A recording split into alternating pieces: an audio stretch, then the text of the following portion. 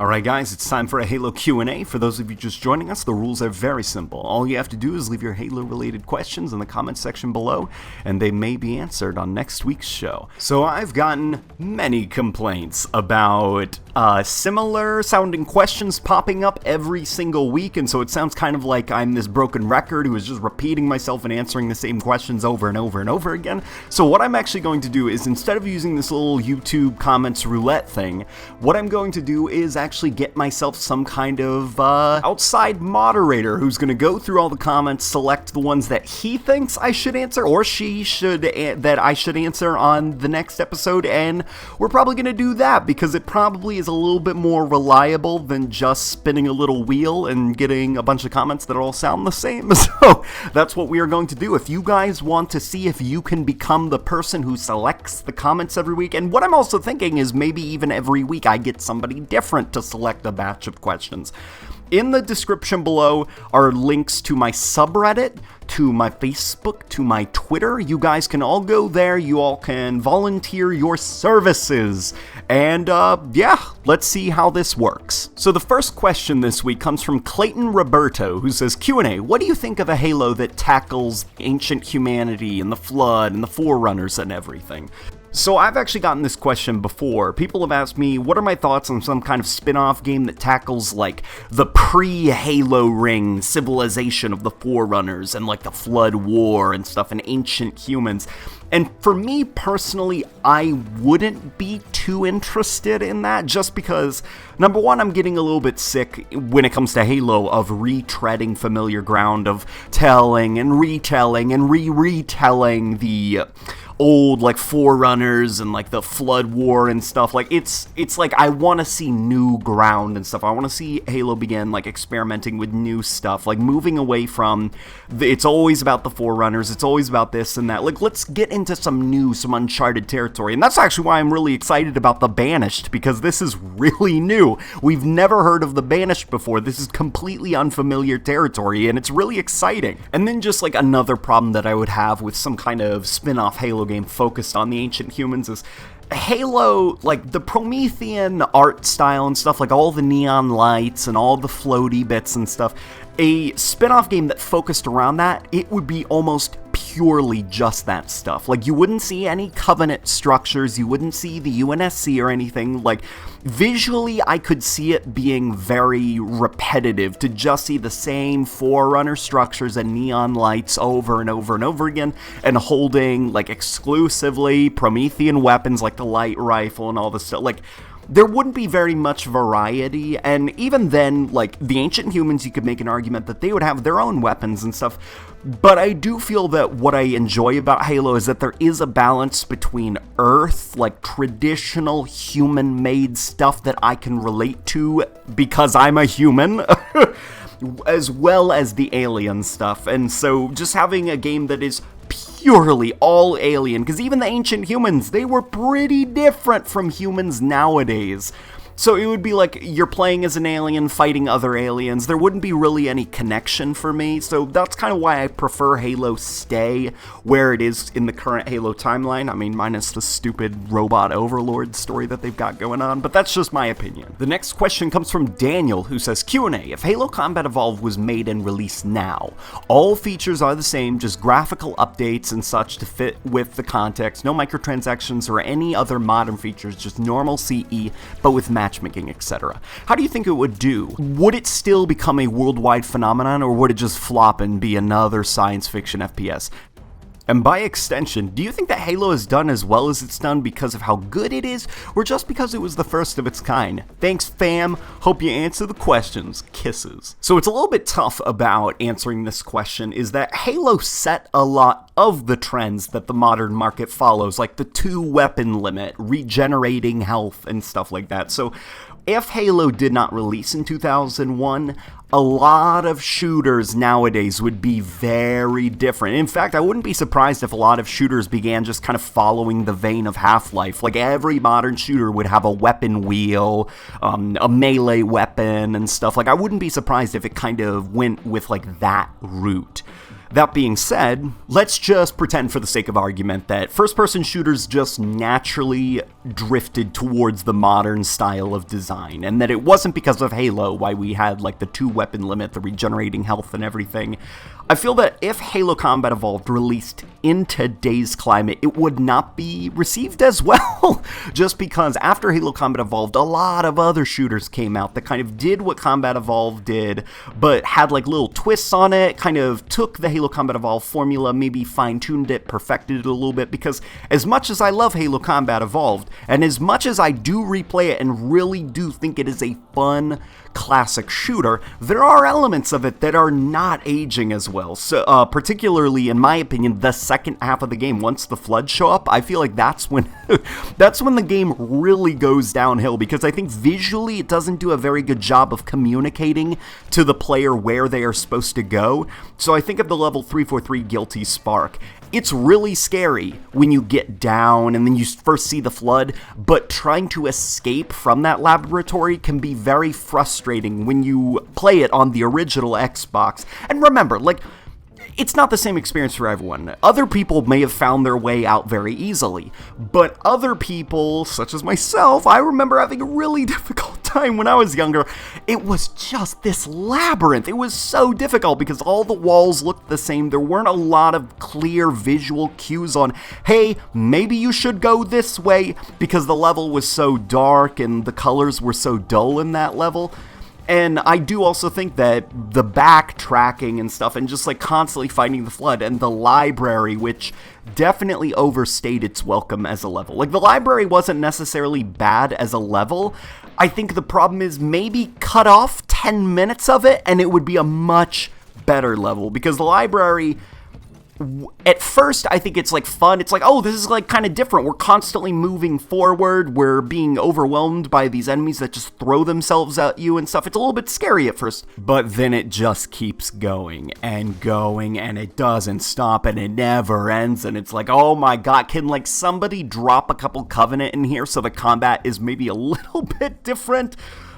So Halo Combat Evolved, I feel like if it did release in today's environment, certain aspects of the campaign would be heavily criticized. I think that the story would be called a little bit too simple for its own good. I think that the second half of the campaign would also be heavily criticized, as well as little aspects when it comes to like pacing in some of the levels. Like, people would say this part of the, like, most of the levels are really fun, but once you get inside something, like a building, like a Forerunner structure or whatever, and it just becomes this labyrinthian maze, that's when the game begins to drag, because there's a lot of copy and paste rooms going on. Like, the game shines when you're outside, but once you're inside and you're just going from copy and paste room to copy and paste room, that's when the game drags a little bit. And I can also see the multiplayer being criticized for being unbalanced. People would probably point out that, like, the assault rifle, it's kind of useless. Your pistol seems like a better weapon. There are just, like, weird map and spawning issues and stuff. Like, there's no customization, blah, blah, blah. Because, like, part of the reason that I think Halo Combat Evolved still remains fun to this day is because in the back of my mind, as I play it, I remind myself that, like, man, this game began development in, like, 1999. Like, this game is old, and that's why it's okay. Like, you can forgive some of its design problems, because it's like, oh my god, like, this game is so old, it's okay that it has a couple of problems. I love the parts that it does well, and in my opinion, you know what, it's kind of like Star Wars, New Hope, actually just called Star Wars back when it released. It's like, what are we gonna do? Go to George Lucas and criticize him that, like, oh, the visual effects don't look as good as today's visual effects. It's like, yeah, the movie was made 40 years ago. It's fine. Actually, I think 50 years ago now. Wow, how long ago was Star Wars released? I'll have to look that up after this. But I hope that answered your question. We're going to move on to Marley Batista, who says, Q&A, what if Microsoft let go of the Halo franchise? Do you think Halo games would be releasing on other platforms? If so, how do you think this would work out? Well, the thing is, Microsoft will never release their rights to the Halo series. Because, like, even, like, okay, so here we go. Halo's a money maker. Halo will never not make money unless, like, man, things really go south. And the thing is, even if Halo does not become a moneymaker anymore, Microsoft is going to keep the rights because they might need them in the future. They might figure out some kind of plan in the future. That's kind of like you see with Rare, which is really sad, the studio Rare. There are all these incredible IPs that are just sitting in a desk drawer somewhere at Microsoft and not being used because as of right now, Microsoft has no plans for these IPs. But they might.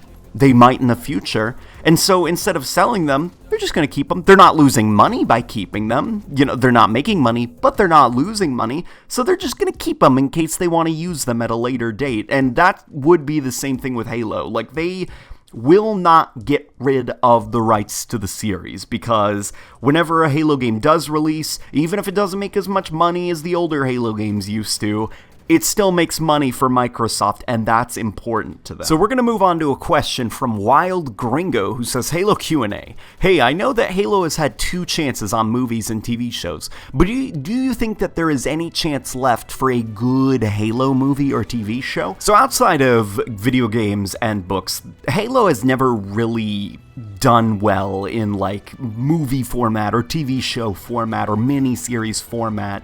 Really the only live action Halo stuff as well as like animated series I guess that like has done well was Forward Unto Dawn as well as Halo Nightfall, and those 2 productions are arguably like not great science fiction little miniseries and stuff. I know that people like Forward Unto Dawn. I personally am a fan of Forward Unto Dawn, but realistically, I can see myself showing Forward Unto Dawn to somebody who's maybe not a fan of the Halo series and them thinking that it was just like a boring science fiction, like, what is this? This is kind of boring and cliche. And Nightfall, as a fan of the Halo series, I didn't even like Nightfall. I didn't think it was like really that good. I thought the acting was pretty bad. I think the pacing was really off in some areas. I think creatively it wasn't really that inventive. Like, it kind of... If you are a fan of science fiction and you've read a lot of science fiction novels like I have, Nightfall is like, man, it's so predictable as a science fiction story. It made no attempt to try anything new or different, and that's really disappointing because I was pretty excited for Nightfall. And when it comes to the Halo movie that was canceled, I know a lot of people saying, man, I wish that Halo movie would come out and stuff. Well, I don't know if you guys have seen the script that is actually on the internet now of the Halo movie, but man, that would not have been very good to see on the big screen. In the description below, guys, I will post a link to the leaked Halo script for the movie and stuff. You guys are welcome to read it. It is really not good. It's essentially a retelling of Halo Combat Evolved, and during the first act of the movie, you could probably say, what's he talking about? Like, this is fine and stuff. The second act, you could probably be like, okay, there are some, like, iffy elements here, and then the third act is when it's just like, oh man, wow, it's really good that this didn't come out. So the link will be in the description below. I encourage you guys to read the Halo movie script. And actually, the boys at the Halo Collective, I'm trying to convince them to let, like, a bunch of Halo YouTubers, like, let's all get together and have a dramatic reading of the Halo movie script, because it is really funny how cheesy and how just like dumb it is in a lot of areas. So the final question comes from Drowning in Madness, who says, Halo Q&A, with all the backlash on Halos 4 and 5 and 343 Industries as a whole, would you rather have just had Microsoft let the series go along with Bungie? Like have it stop at Halo 3/Halo 3 ODST instead of just having it lead on with a whole new developer and a different storyline? Personally, I think I would have preferred it to stop, leaving Halo with this amazing extreme legacy that it held at the end of that game. Thoughts? So this is very similar actually to the question that I answered recently about like the would Microsoft have let go? Realistically, no. Microsoft would have not let go of the series. Like, it is 100% like, no, they would have kept the series. I think I just pronounced percent as percent. Basically, I have two views of this. Okay, so there is a part of me that says, man, it would have just been nice if they stopped making Halo games so that Halo could be looked back fondly in the same way that the Half-Life series is looked back with a lot of fond memories and stuff, like considered a classic. But then there's also a part of me that's like, oh, but like Halo 5's arena, like the 4v4 Slayer is a lot of fun, and the Forge is also a lot of fun. And Halo 4's campaign was also a lot of fun, in my opinion. And so it's like, even though there are a lot of really shitty aspects of new Halo, primarily Halo 5's campaign, I do want to see the series keep on going to see if, like, eventually 343 can pick up the base, because despite the many issues that I have with Halo 4 and definitely Halo 5, I do want the series to keep going just because I think the multiplayer is a lot of fun, I think the Forge is a lot of fun, but also, like, it's just like, it's Halo, you know, it's Halo. I really like Halo games. I like being excited about the new Halo releases. Even with Halo Wars 2, where after Halo 5's disastrous campaign, I'm going to be very skeptical of the story, I'm still like, it's another Halo game coming out. Like, this is fun. You know, it's like a tradition. It's like a little thing that I do in my life. Is like, oh, every once in a while a Halo game comes out, and it's something to look forward to. And so ultimately, those are my thoughts. Yeah, there is a part of me that is like, you know, Halo probably should have stopped. It probably should have stopped so it could preserve its legacy. But then there's also a part of me that's like, but I like being excited about new Halo releases and stuff. I like knowing that every couple of years there's going to be like a Halo game to be excited about. And so it's like, I would have been happy with both. And so right now they're making new Halo games, and it's like, I'm happy with that. Even if I strongly dislike this direction of the story, I'm like, I'm still excited about Halo 6. I'm excited to see what new things are going to be in that game. You know, definitely excited to see if the writers are going to manage to write themselves out of the hole they've dug. But, you know, those are just my thoughts on it. So guys, I'm so sorry about, like, all the Q&As over the last couple of weeks.